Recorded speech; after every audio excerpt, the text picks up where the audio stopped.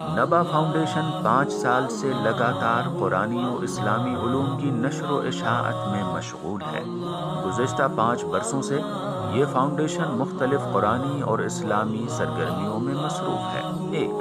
نبا قرآنی میگزین، نوجوانوں کے لیے ایک نفیس اور کلرفل میگزین جو صرف قرآنی علوم سے سرشار ہے۔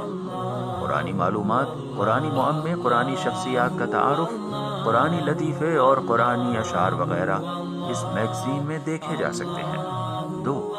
حوزہ علمیہ معصومہ قم، طالبات کے لیے جامعۃ الزہرا ایران کے کورس کے مطابق ام المقدسہ سے فارغ التحصیل معلمات کے ذریعے شہر لکھنؤ میں کلاسز کا اہتمام کیا جاتا ہے۔ 3. کالج کی طالبات کے لیے سنڈے کلاسز کا انعقاد۔ 4. آن لائن دینی کلاسز، مختصر مدت آن لائن کلاسز کا 3 ماہی پیکج جس میں قرآن مع تجوید، احکام، اخلاق اور تاریخ و عقائد جیسے موضوعات پر کلاسز رکھی جاتی ہیں۔ 5. سمر کلاسز، کالج اور یونیورسٹی کی طالبات کے لیے مختلف جگہوں پر 15 روزہ دینی کلاسز کا اہتمام جس میں علوم قرآن، عقائد، تاریخ اور روزمرہ کے مسائل وغیرہ کے کلاسز منعقد ہوتے ہیں۔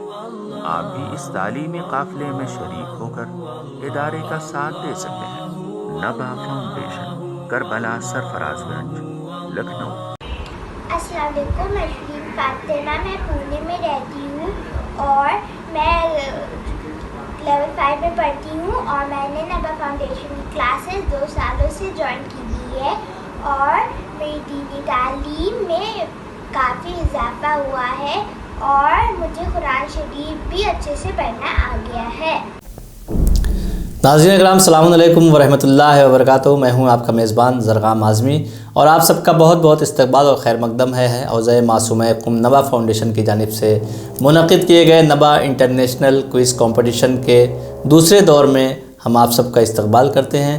لہٰذا پھر کچھ سوال لے کے حاضر ہوئے ہیں آپ کی خدمت میں اور سوالوں کے جواب دینے کے لیے ہمارے ساتھ اسٹوڈیو میں موجود ہیں حجت الاسلام عالی جناب مولانا سید پیام حیدر رضوی صاحب، دفتر آیت اللہ سستانی۔ لہٰذا قبلہ کی خدمت میں چلتے ہیں۔ قبلہ السلام علیکم ورحمۃ اللہ وبرکاتہ۔ السلام ورحمۃ اللہ وبرکاتہ۔ چونکہ قبلہ ماہ رمضان المبارک کا مہینہ بہت برکت والا مہینہ ہے، لہٰذا سوچا یہ گیا کچھ سوالات ماہ رمضان کے حوالے سے ہمارے ناظرین تک پہنچائے جائیں۔ لہٰذا سب سے پہلا سوال یہ ہے کہ ماہ رمضان اور اس کے روزے کی اہمیت پر روشنی ڈالیں۔ اعوذ باللہ من الشیطان اللعین الرجیم، بسم اللہ الرحمن الرحیم۔ ماہ مبارک رمضان اور اس کی عظمت واضح ہے کہ یہ مہینہ اللہ کی بندگی کا مہینہ ہے، اللہ کی بارگاہ میں توبہ و استغفار کا مہینہ ہے۔ یعنی یقیناً انسان سے پورے سال میں کوتاہیاں ہوتی رہتی ہیں، غلطیاں سرزد ہوتی رہتی ہیں، گناہ سرزد ہوتے رہتے ہیں، تو اللہ نے ایک مہینے کو خاص طور پہ مخصوص کیا ہے کہ انسان اس مہینے میں اپنے کو گزشتہ گناہوں سے پاک و پاکیزہ بنائے۔ جیسا کہ قرآن کریم میں ارشاد بھی ہے کہ کتب علیکم الصیام کما کتب علی الذین من قبلکم، آپ پر روزہ واجب کیا گیا۔ کیوں واجب کیا گیا؟ اسی طریقے سے جس طریقے سے گزشتہ امتوں پر واجب کیا گیا، لعلکم تتقون، تاکہ آپ تقوی اختیار کریں، پرہیزگاری کی طرف جائیں، خدا کی قربت حاصل کریں۔ تو یقیناً یہ ماہ رمضان ہمیں پاک و پاکیزہ بنانے کے لیے قرار دیا گیا ہے اور ہماری روایات میں اس طرح کے دوسرے بھی مضمون ملتے ہیں کہ حقیقت میں جو ہم روزہ رکھتے ہیں اور بھوکے رہتے ہیں اور یہ روزہ سب پر واجب ہے، اس کے بہت سے فوائد ہیں، بہت سی اس میں حکمتیں چھپی ہوئی ہیں۔ جیسا کہ روایت میں ملتا ہے کہ اللہ نے روزے کو واجب کیا ہے لِيَجِدَ الْغَنِي مَسَّ الْجُوعِ، تاکہ جو مالدار لوگ ہیں انہیں بھی بھوک کا احساس ہو سکے۔ بے شک۔ فَيَعُودُ بِالْفَضْلِ عَلَى الْمَسَاكِينِ، تو جب انہیں بھوک کا احساس ہوگا تو جو مسکین ہیں، غریب ہیں، محتاج ہیں، ان پر وہ نیکی کریں گے، احسان کریں گے، بھلائی کریں گے۔ ایک علت جس کی وجہ سے روزے کو اللہ نے ہمارے لیے قرار دیا ہے۔ یا اسی طریقے سے چھٹے امام جعفر صادق علیہ السلام سے روایت ہے کہ آپ نے فرمایا کہ انما فرض اللہ الصیام، اللہ نے روزے کو جو واجب کیا ہے لیستوی بہ الغنی والفقیر، تاکہ غنی یعنی مالدار اور فقیر جو محتاج ہے وہ دونوں برابر ہو جائیں. کیونکہ ہمارے معاشرے میں کہیں نہ کہیں ایک اختلاف پایا جاتا ہے سماج میں کہ یہ مالدار لوگ ہیں، یہ غریب لوگ ہیں. تو خدا احساس دلانا چاہتا ہے کہ غریبوں کی زندگی کیا ہے. اب کیونکہ جب انسان بھوکا رہے گا صبح سے شام تک تو غریب بھی بھوکا ہے اور مالدار بھی بھوکا ہے. تو ایک طرح سے دونوں کو ایک ایسے پلیٹ فارم پہ لانا ہے کہ دیکھیے اللہ کا بندگی کا جو راستہ ہے اور اللہ کی بندگی میں جو آپ کو آنا ہے وہاں پر غریب و امیر کا کوئی فرق نہیں ہے. تو ایک غرور، ایک گھمنڈ، بہت سی چیزیں جو انسان کے اندر پائی جاتی ہیں کہ نہیں جیسے میں ایک غریب بھوکا رہتا ویسے میں بھی بھوکا رہتا ہوں. تو یہ تمام فوائد ہیں جو ماہ رمضان کے روزے کے لیے قرار دیے گئے ہیں. اور اگر ظاہری لحاظ سے دیکھا جائے، فزیکل لحاظ سے، تو روایت میں ملتا ہے کہ لکل شیء زکوۃ و زکوۃ البدن الصیام، ہر چیز کے لیے زکوٰۃ ہے اور بدن کی زکوٰۃ یہ ہے کہ ہم روزہ رکھیں. مال ہے، مال کی ہم زکوٰۃ دیتے ہیں، اس کو پاک و پاکیزہ بناتے ہیں. تو بدن جس سے بہت سی برائیاں صادر ہوئیں، بہت سے گناہ صادر ہوئیں، اگر ہم اس کی زکوٰۃ، اس کو پاک و پاکیزہ بنانا چاہتے ہیں تو چاہیے کہ ہم روزہ رکھیں. تو روزے کی بہت اہمیت ہے اور کوشش کریں مومنین کے روزے کو ہاتھ سے جانے نہ دیں. اس کے بنسبت کم توجہی نہ کریں کہ روزہ کھا رہے ہیں. اس کا سخت عذاب بھی ہے اور سخت جو ہے کفارہ بھی ہے. اگر ایک روزہ انسان کھاتا ہے تو اس ایک روزے کھانے کے بدلے میں انسان کو یا 60 غریب اور محتاج کو کھانا کھلانا پڑے گا یا 60 دن روزے رکھنے پڑیں گے.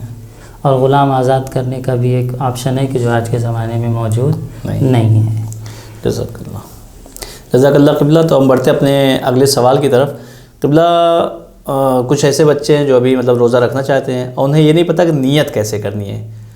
تو نیت کیسے کریں اور روزے کی نیت کا صحیح وقت کیا ہے؟ جی بے شک. دیکھیے نیت، پہلے بھی ہم نے عرض کیا کہ دیکھیے نیت میں اتنا زیادہ شک و وسوسہ کرنے کی ضرورت نہیں ہے. نیت یعنی آپ کیا ارادہ رکھتے ہیں. آپ سے جب پوچھا جائے کہ آپ یہ عمل انجام دے رہے ہیں، کیا انجام دے رہے ہیں، تو آپ کہیں گے میں روزہ رکھنا چاہتا ہوں. یہی نیت ہوتی.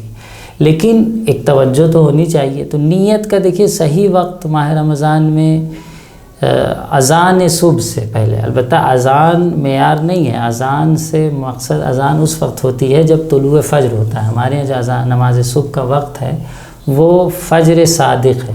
یعنی آسمان میں ایک سفیدی ظاہر ہوتی ہے اور وہ سفیدی چلی جاتی ہے، دوبارہ پھر ایک سفیدی ظاہر ہوتی ہے جسے فجر صادق کہا جاتا ہے. وہ پہلی سفیدی جو لگتا ہے کہ ابھی سفیدی ظاہر ہونے والی اور چلی جاتی ہے اس کو فجر کاذب کہتے ہیں. تو یہ فجر صادق کا جب وقت آئے تب اذان کا وقت ہوتا ہے. تو یقیناً اب اس چیز کا اطمینان کرنے کے لیے ہو سکتا ہے 2-4-10 منٹ ہمیں احتیاط کی ضرورت پڑے کہ ہم اذان سے، جیسے کہ آج کل یعنی ہمیشہ ایسے ہوتا ہے کہ ماہ رمضان سے ہمیں اذان صبح سے 5-7 منٹ پہلے انسان ترک سحر کر لیتا ہے. تو جس وقت ترک سحر کیا ہے اور اس وقت اس کی نیت یہ ہونا چاہیے کہ ہم روزہ رکھ رہے ہیں. البتہ کبھی یہ بھی ہو سکتا ہے کہ انسان پورے ماہ رمضان کی ایک ساتھ نیت کر لے، اس کا یہ ارادہ ہو کہ پورے ماہ مبارک کا ہمیں روزہ رکھنا ہے، تو یہ کافی ہوگا. تو یہی نیت کے لیے کافی ہے، اس میں بہت زیادہ شک و وسوسے کی ضرورت نہیں ہے. اگر پورے رمضان کا ارادہ کر لیا کہ ہم پورے ماہ مبارک میں روزہ رکھیں گے اور توجہ بھی نہ کیا اذان صبح سے پہلے اور سحری کھایا اور اس کے بعد کھانا ترک کر دیا، یعنی وہ چیزیں جو روزے کے لیے مفطر ہیں وہ ترک کر دیا، تو اس کی نیت شمار کی جائے گی. جزاک اللہ. تو ناظرین بڑھتے ہیں اپنے اگلے سوال کی طرف.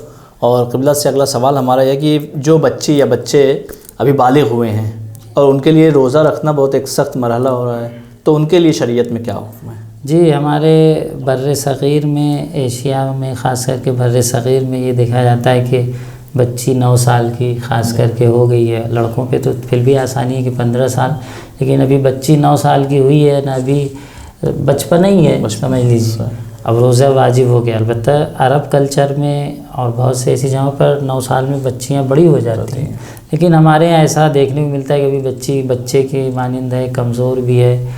تو ایسی صورت میں شرعی کیا ذمہ داری؟ دیکھیے شریعت کا جو حکم ہے وہ تو بدل نہیں سکتا کہ ہم کہیں گے کیونکہ بچی کمزور ہے تو حکم بدل جائے. ہاں ایک چیز ہمارے یہاں جو پائی جاتی ہے وہ ہے عنوان ثانوی.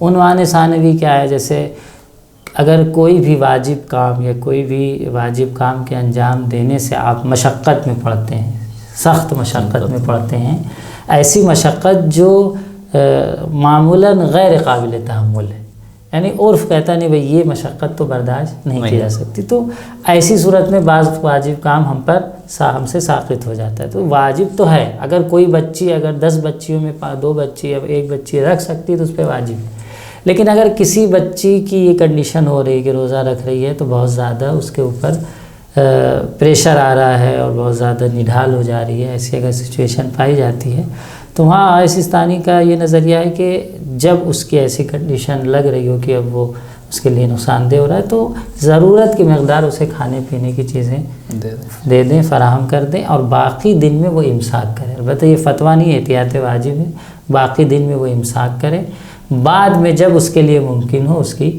قضا بجا لائے۔ تو یہ سوچ لیں کہ بچی چھوٹی ہے تو اب اس پہ روزہ ہی واجب نہیں ہے، ایسا کوئی اسلام میں تصور نہیں ہے۔ ہاں اگر کسی کے لیے باعث مشقت ہے تو اس کے لیے یہ آپشن اسلام نے رکھا۔ اسی طریقے سے ہمارے جو مزدور حضرات ہیں، ابھی تو ماہ رمضان ٹھنڈک کی طرف جا رہا ہے، لیکن گرمی میں جب پڑتا ہے، اب مزدور دن میں سخت دھوپ میں کام کر رہا ہے، سب سے بڑا مسئلہ جو ہوتا ہے وہ پیاس، کھانا تو چلیے ٹھیک ہے، پیاس کا غلبہ ہوتا ہے، تو اب پیاس کا غلبہ ہے تو کیا کرے؟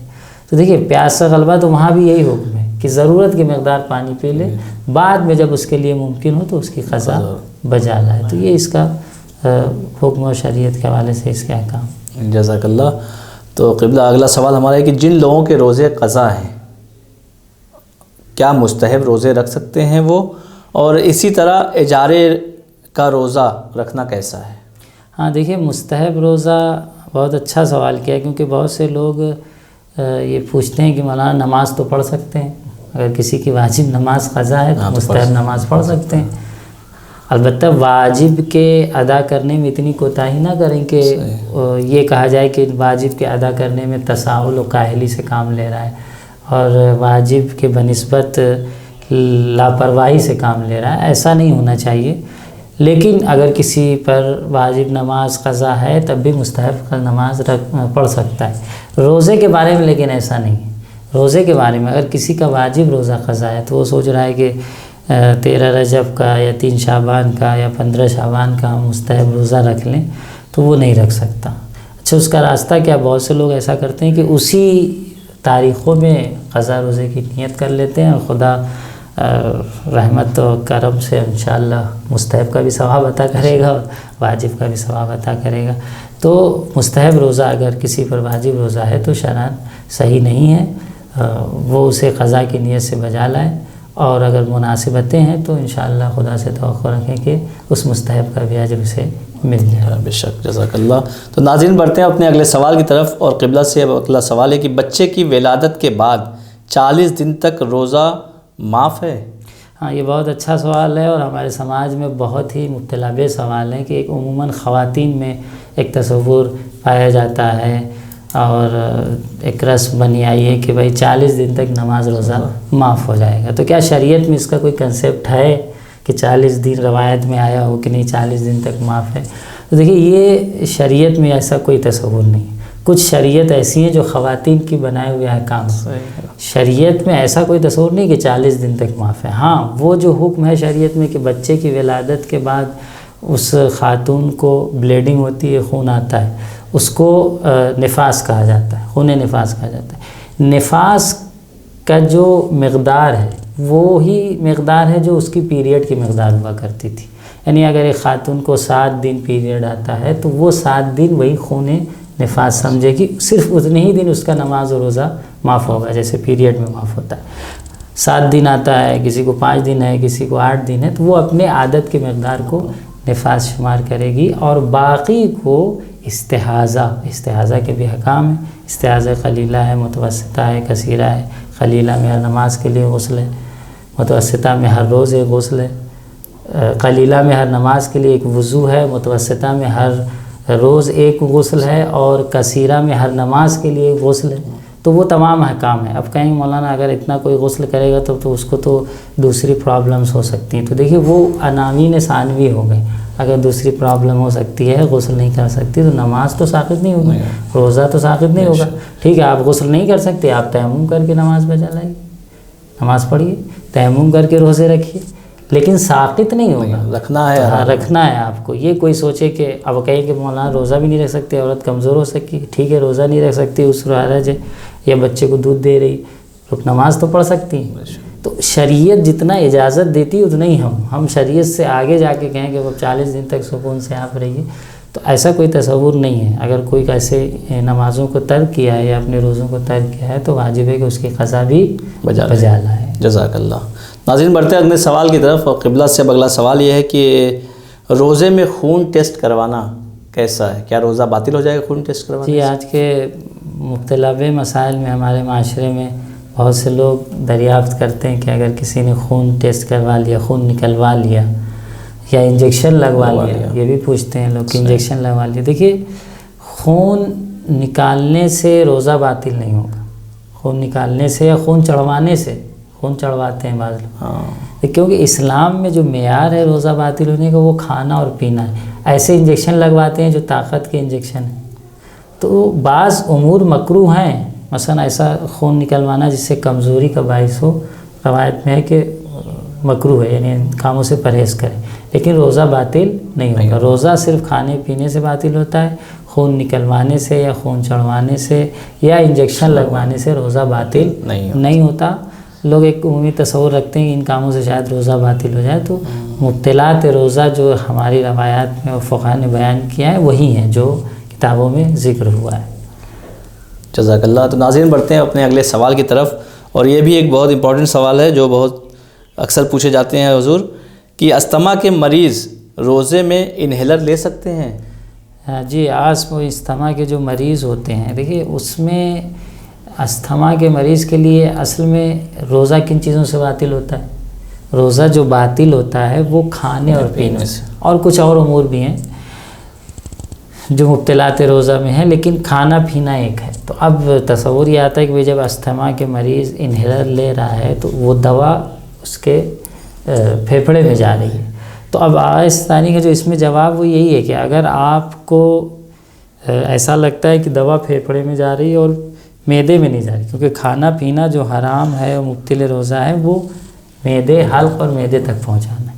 اگر آپ کو لگتا ہے کہ اس کا جو اسپرے انہیلر یا اسپرے جس کو بولتے ہیں، اگر وہ ڈائریکٹ پھیپھڑے میں جا رہا ہے، کیونکہ وہ ہوا کی شکل میں ہوتا ہے اور اس میں دوا کے ذرات ہوتے ہیں، تو اگر ڈائریکٹ پھیپھڑے میں جا رہا ہے تو اس پر کھانا اور پینا صادق نہیں آتا، کیونکہ روزے کو جو چیز باطل کرتی ہے وہ کیا ہے؟ کھانا اور پینا. اس پہ کھانا اور پینا صادق نہیں آتا. تو جب کھانا اور پینا عقل و شرب صادق نہیں آتا تو ہم اس کو مبطلات روزے میں نہیں سمجھ سکتے اور شمار نہیں کر سکتے. اس لیے آئستانی کیا جو جواب دیا جاتا ہے دفتر سے وہ یہی ہے کہ اگر مطمئن ہے کہ وہ معدے میں نہیں جا رہا اور پھیپھڑے میں جا رہا ہے تو اس صورت میں وہ مبطل روزہ نہیں ہے. اور بعض اوقات تو بعض افراد کے لیے ضرورت بھی بن چکا ہوتا ہے کیونکہ انہیں سانس کی تکلیف ہوا کرتی ہے. جزاک اللہ، بہت خوب قبلہ. تو ناظرین امید ہے آپ سارے سوالوں سے فائدہ اٹھائیں گے، اور بڑھتے ہیں اپنے اگلے سوال کی طرف کہ روزے کی حالت میں اگر لعاب دہن کوئی نکل جاتا ہے، کوئی تھوک نکل جاتا ہے تو شریعت میں اس کے لیے کیا حکم ہے؟ جی یہ بھی ایک سمجھ لیجئے بہت اہم سوال ہے، اور ہمارے مومنین میں کافی پیش آتا رہتا ہے کہ بعض لوگ، ہم نے دیکھا، خود ہی دیکھا ہے ہم نے اپنے بچپنے میں کہ منہ میں تھوک لیے ہوئے ماہ رمضان میں. پھر کیا بات ہے کہ وہ روزہ ہے اور بار بار جا کے مثلا تھوک رہے ہیں، اور ان کو خود بھی تکلیف ہوتی ہے، کیونکہ سائیکولوجک طور پہ جب آپ تصور یہ کریں گے کہ ہمارے منہ میں تھوک آ رہا ہے تو وہ بار بار آتا ہے. جب آپ غافل ہوں گے تو کچھ نہیں ہوگا. اب وہ اس تصور سے کہ روزہ باطل نہ ہو جائے انہیں بار بار یہ خیال آتا ہے، اور جب یہ خیال آتا ہے تو انہیں مجبوراً جا کے بار بار، تو حقیقت میں اس سے روزہ باطل ہی نہیں ہوتا ہے. کیونکہ وہ چیز جو روزے کو باطل کرتی ہے وہ یہ کہ باہر کی چیز ہم کچھ کھائیں یا پئیں. تھوک ہمارے بدن کا اندرونی حصہ ہے، وہ باہر کا نہیں ہے. اسی لیے اگر سر و سینے کے جو اخلاط ہوتے ہیں، خلط ہوتا ہے، وہ بھی اگر منہ کی فضا تک آ جائے تو اس سے بھی آیت اللہ ثانی کہیں کہ احتیاط مستحب ہے کہ اس کو آپ باہر نکال دیں. اس سے اگر آپ نگل بھی لیتے ہیں تو اس سے روزہ باطل نہیں ہوگا. تو یہ ایک عمومی تصور پایا جاتا ہے مومنین میں کہ تھوک جو ہے وہ کھانا پینا اس پہ صادق آ رہا ہے. یا مسواک کے بارے میں ایسے ہی، مسواک بعض لوگ کرتے ہیں تو وہ سوچتے ہیں کہ مسواک کریں گے تو روزہ باطل. بہت سے لوگ ماہ رمضان پوچھتے ہیں مولانا رمضان میں روزے کی حالت میں برش کرنے کا کیا حکم یا مسواک کرنے کا. تر لکڑی سے مسواک کرنا جس کا مقصد عملاً یہ ہو کہ اس سے تھوڑی ٹھنڈک پہنچ جائے، وہ مکروہ، وہ ہمارے یہاں مکروہ کہ اگر کوئی تر لکڑی سے، ہری لکڑی سے مسواک کرتا ہے۔ لیکن یہ جو برش ہم یوز کر رہے ہیں، جو پیسٹ ہم یوز کر رہے ہیں، اگر آپ کو اطمینان ہے کہ اس کے اجزاء آپ کے حلق تک اور آپ کے معدے تک نہیں پہنچیں گے تو ان کے کرنے میں کوئی حرج نہیں ہے۔ بہت سے لوگ احتیاط کرنا چاہتے ہیں لیکن اس میں کوئی احتیاط کی گنجائش نہیں ہے۔ آپ احتیاط سے برش کریں کہ اندر نہ جائے، باقی برش کرنے میں بھی کوئی حرج نہیں ہے۔ لیکن ایک سوال اور قبلہ اسی سے، جیسے مسواک آپ نے کہا، اکثر لوگ پوچھتے ہیں، کہتے ہیں کہ مسواک کو باہر نہیں نکالنا چاہیے، پھر اندر نہیں ڈالنا چاہیے۔ وہاں پہ ایک نہیں، وہ تو ہے، وہ مسئلہ بھی ہے، آیت الثانی کا بھی ہے، کیونکہ جس وقت آپ نے مسواک کو باہر نکالا تو اس میں جو تری ہے وہ تری باہر کی ہو گئی، نہیں نکالنا چاہیے۔ کہ مطلب یہ کہ اب وہ تری جب باہر کی تری ہو گئی تو اگر اس کو آپ اندر لے جاتے ہیں اور وہ آپ نگلتے ہیں، اگر وہ آپ اپنے حلق تک پہنچاتے ہیں، اپنے نگل جاتے ہیں اس کو، اس تری کو، تب مبتل ہوگا۔ تو ایک مسئلہ ہے، بیان ہوا ہے، اس سے بعض لوگوں کو شک ہونے لگا کہ اب اگر ہم نے مسواک باہر نکالی تو اندر لے جائیں گے تو روزہ باطل ہو جائے۔ اندر لے جانے سے روزہ باطل نہیں ہوگا اگر وہ تری جو باہر لانے کے بعد باہر کی چیز ہو گئی، کیونکہ باہر کی چیز کھانے پینے سے روزہ باطل ہوتا ہے، تو اب وہ باہر کی چیز ہو گئی، جب آپ اپنے دہن میں لے جائیں گے اور اس تری کو آپ نگلیں گے تب روزہ باطل ہو۔ لیکن اگر ہم نے باہر کیا، پھر برش کیا اور تھوک دیا، تو کوشش کریں کہ حلق تک کوئی چیز اگر نہیں پہنچتی ہے اور وہ چیز باہر کی ہے تب بھی روزہ باطل نہیں ہوگا، اور اگر اندر کی ہے جیسے آپ کے آب دہن وغیرہ ہے اور وہ آپ اسے نگل لیتے ہیں تو اس سے بھی آپ کا روزہ باطل نہیں ہوگا۔ جزاک اللہ، بہت عمدہ۔ تو ناظرین، اب بڑھتے ہیں اپنے اگلے اور آخری سوال کی طرف، اور آخری سوال قبلہ سے یہ کہ روزے کی حالت میں آنکھ یا کان میں دوا ڈالنا، کیا آنکھ اور کان میں دوا ڈالنے سے روزہ باطل ہو جاتا ہے؟ ہاں دیکھیے، روزے کی حالت میں اس طرح کے بہت سے سوالات جی بہت سے سوالات ہیں۔ کان اور ناک میں لوگ دوا ڈالتے بھی ہیں۔ ابھی ایک تصور عوام میں جو پایا جاتا ہے، دیکھیے کان اور آنکھ میں دوا ڈالنے سے، کیونکہ یہ کان اور آنکھ کے ذریعے دوا حلق تک نہیں پہنچتی۔ دوا جب آپ کان اور آنکھ میں ڈالیں گے تو حلق تک نہیں پہنچتی، اس کا مزہ پہنچتا ہے، اس کا طعم پہنچتا ہے، لیکن وہ خود حلق تک نہیں پہنچتی۔ کیونکہ طعم پہنچتا ہے اس لیے مکروہ قرار دیا گیا کہ آپ کان اور آنکھ میں بھی دوا نہ ڈالیں۔ لیکن اگر کوئی شخص ناک میں دوا ڈالتا ہے تو دیکھیں ناک میں فرق کرتا ہے، ناک میں آپ جب دوا ڈالیں گے تو وہ خود حلق تک آ جاتی ہے۔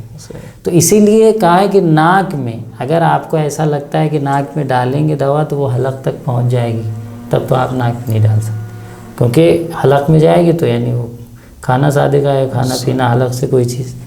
کان اور آنکھ میں اگر آپ ڈالتے ہیں، کیونکہ کان اور آنکھ میں جب ڈالیں گے تو خود دوا تو بہت مشکل ہے، یعنی اگر کہ بہت زیادہ وافر مقدار میں ڈالی جائے تو ہو سکتا ہے، لیکن اگر تھوڑی بہت دوا آپ ڈالتے ہیں کہ معمولاً دوا 1-2 قطرے ڈالتے ہیں تو اس کا مزہ جو ہے حلق میں انسان کو احساس ہوتا ہے کہ بھائی ہم نے دوا ڈالی تو اس کی بو اور اس کا طعم جسے کہتے ہیں وہ انسان کے حلق تک پہنچتا ہے۔ تو ایسی صورت میں کان اور ناک میں جس کا طعم اور مزہ پہنچ جاتا ہے حلق تک ڈالنا مکروہ ہے، روزے کو باطل نہیں کرتا۔ مکروہ یعنی احتیاط کریں، پرہیز کریں، بہتر ہے۔ لیکن اگر ہم ناک میں دوا ڈالتے ہیں تو وہ دوا اگر آپ کو لگتا ہے، اطمینان ہے کہ وہ دوا حلق تک پہنچ جائے گی تو آپ ناک میں دوا نہیں ڈال سکتے، کان اور آنکھ میں حرج نہیں ہے۔ تو ان دونوں کو فرق کو تصور کرنا ضروری ہے اور اس کا خیال بھی رکھنا چاہیے۔ جزاک اللہ، بہت بہت شکریہ قبلہ آپ کا۔ ناظرین، بڑھتے ہیں اپنے اگلے سوال کی طرف، اور قبلہ سے ہمارا آخری سوال یہ ہے کہ قبلہ اکثر لوگ جو ہے سفر میں رہتے ہیں، ہم لوگ بھی سفر میں رہتے ہیں، تو جو مسافر ہیں ان کے حوالے سے روزے کا کیا حکم ہے؟ جی دیکھیے، مسافر کے ویسے تو احکام و مسائل بہت زیادہ ہیں کہ مسافر مختلف شرائط میں نماز کے جیسے مختلف مسائل ہیں، اسی طریقے سے روزے کے بھی مختلف مسائل ہیں۔ ویسے ایک اہم مسئلہ مسافر کا یہی ہے کہ اگر مسافر ظہر کے بعد سفر کر رہا ہے، ہم نے روزہ رکھا ہوا ہے اور ظہر کی اذان کے بعد ہم نے سفر کرنا شروع کیا ہے تو اس دن کا ہمارا روزہ صحیح۔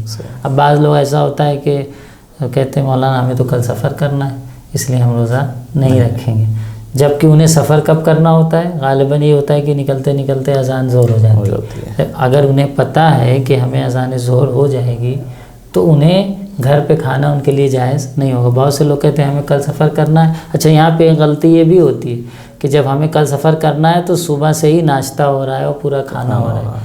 اصلاً کسی بھی مجتہد نے اجازت نہیں دیا ہے کہ آپ اپنے وطن میں کچھ کھائیں پئیں. مسافر کا مطلب جب آپ اپنے وطن سے باہر نکل جاتے ہیں اور سفر شروع ہو جاتا ہے، اس کے بعد حد ترخص کے بعد جو ہے آپ کھانا پینا شروع کریں. کب؟ حد ترخص کے بعد. ہمارے یہاں یہ ہوتا ہے کہ کل ہمیں سفر پہ جانا ہے تو ہم گھر ہی پہ کھانا پینا شروع کر دیتے ہیں، جبکہ یہ جائز نہیں ہے. تو اب مسافر ظہر کے بعد اگر سفر کرتا ہے تو اس کا روزہ صحیح ہے. اسی طریقے سے اگر ظہر سے پہلے اپنے وطن آ جاتا ہے، یہ بھی قابل توجہ ہے کہ اگر ظہر سے پہلے ایک مسافر اپنے وطن پہنچ جا رہا ہے تو اس پر واجب ہے کہ وہ روزے کی نیت کرے. کب واجب ہے؟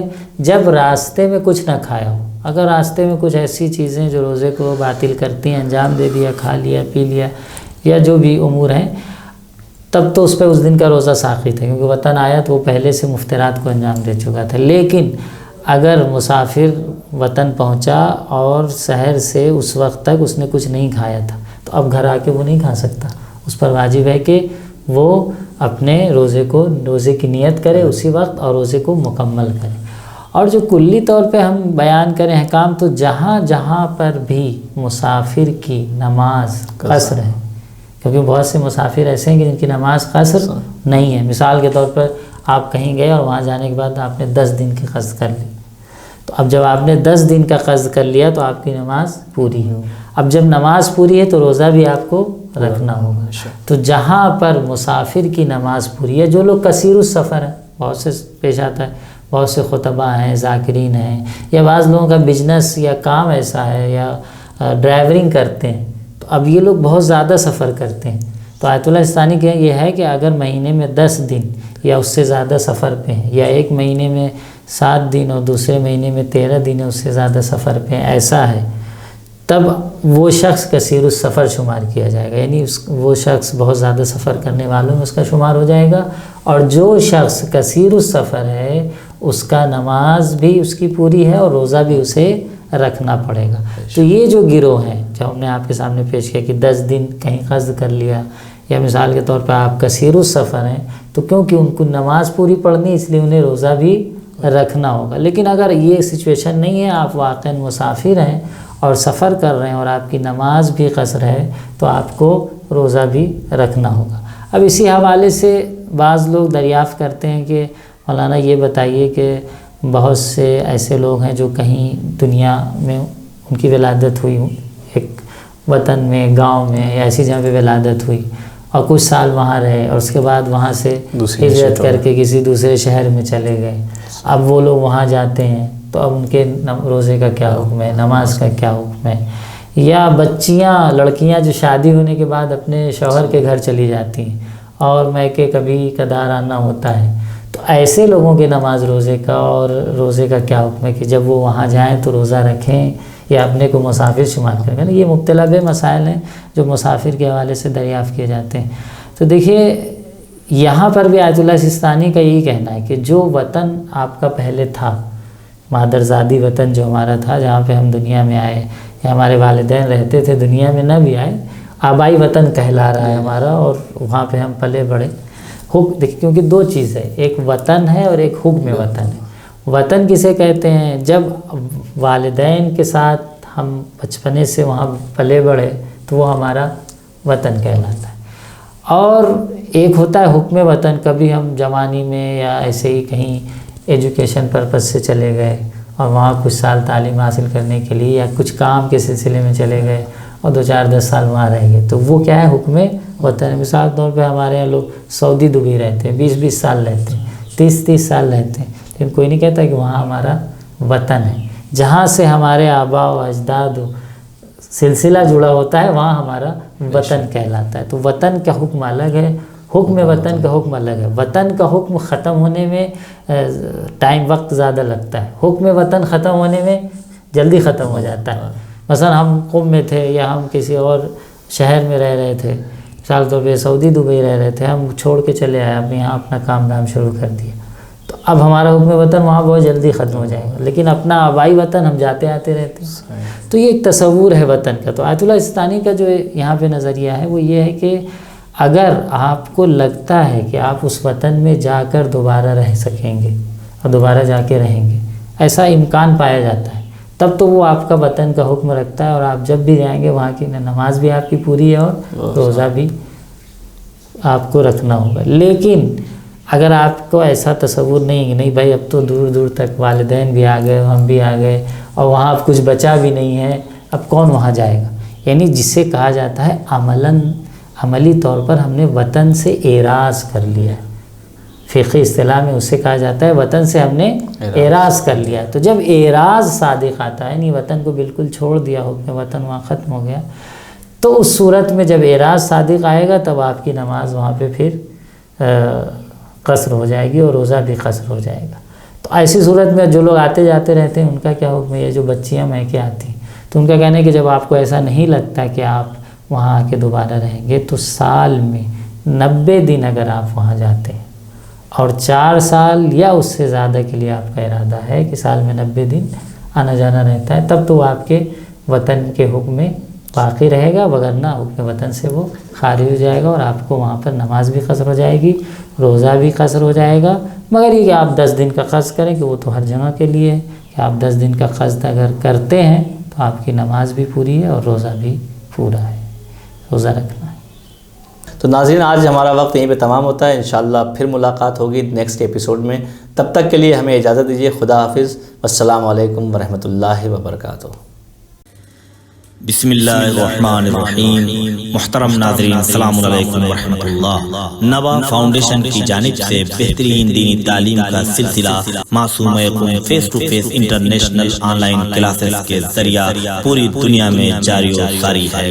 الحمدللہ بچے بڑے مرد و خواتین سب کے الگ الگ لیولز اور الگ الگ کورسز ہیں۔ چلڈرن کلاسز میں ایکسپرٹ ٹیچرز کے ذریعے اردو، عربک، احکام، ترجمہ قرآن، دینیات، تجوید، قرات قرآن، حفظ، اخلاق، دعا اور خطابت سکھائی جاتی ہے۔ بڑے لوگوں کے لیے کلاسز میں تجوید قرآن، نہج البلاغہ، حسن تلاوت، ترجمہ و تفسیر قرآن، احکام، عقائد، خطابت، دعا اور تاریخ جیسے اہم موضوعات کی تعلیم دی جاتی ہے۔ سارے سرٹیفکیٹ المصطفیٰ انٹرنیشنل یونیورسٹی کی جانب سے دیے جاتے ہیں۔